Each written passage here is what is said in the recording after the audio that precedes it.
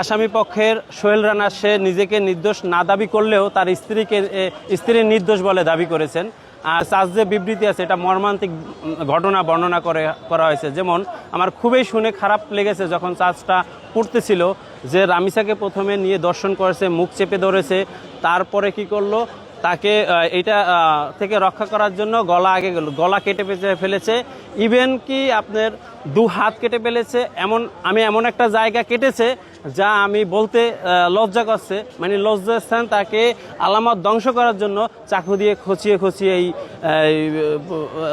কেটে ফেলেছে, যা মানে আমি বলা আমার পক্ষে সম্ভব হচ্ছে না।